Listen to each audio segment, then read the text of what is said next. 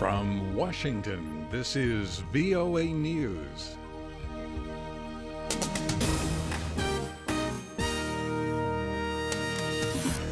I'm David Forrest reporting. Iraqi officials say a truck bomb tore through a Shiite neighborhood in Baghdad Thursday, killing at least 67 people. Dozens were wounded when a refrigerated truck packed with explosives was detonated at a market in Sadr City. The Islamic State group claimed responsibility for the attack.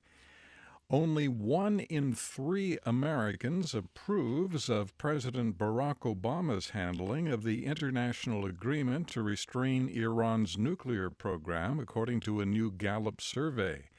The pollster questioned more than 1,000 people in the last few days and said Thursday 55% disapprove of Mr. Obama's handling of Iran policy, 33% approve of it. The finding is similar to that of another pollster, Quinnipiac University, which showed recently that Americans oppose the internationally brokered Iran deal by a 2-to-1 margin. The death toll from a series of explosions at a hazardous materials warehouse in China Wednesday has risen to 50. Chinese state media say 700 people were injured. 71 of them are in serious condition. The Nigerian military says it is implementing new measures against Boko Haram. The announcement follows an order by President Muhammadu Buhari Thursday for the military to defeat the Islamist militant group within the next 3 months. The U.S. flag will be raised Friday in Cuba for the first time since 1961. Cuba and the United States have diplomatic relations, and Secretary of State John Kerry will raise the flag over the U.S. Embassy in Havana. Officials in Pakistan and Afghanistan held high-level meetings Thursday, attempting to ease tensions. The meeting follows a series of terrorist attacks in Kabul that have killed scores of people. This is VOA News. A senior State Department official told reporters in Washington on Thursday that U.S. Secretary of State John Kerry has expressed grave concern to his Russian counterpart over an increase in separatist attacks in eastern Ukraine. He said Kerry urged Russian Foreign Minister Sergei Lavrov to implement a ceasefire agreement reached earlier this year in Belarus. More than 6,500 people have been killed in eastern Ukraine since the fighting erupted in 2014, and there has been another spike in violence in recent days.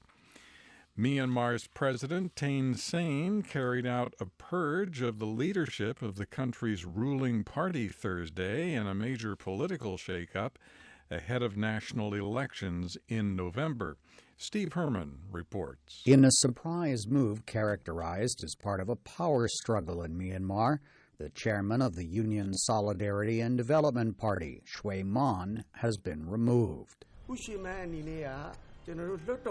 The announcement, read by Central Executive Committee Secretary Maung Maung Tae, says it was too much of a burden for Shui Man to be both party leader and a parliamentary speaker. The longtime politician had indicated in the past that he would be a candidate for president this year. An independent political commentator, Yan Myo Tain, tells VOA all of the party leaders who have been ousted were reform-minded. Steve Herman, Bangkok.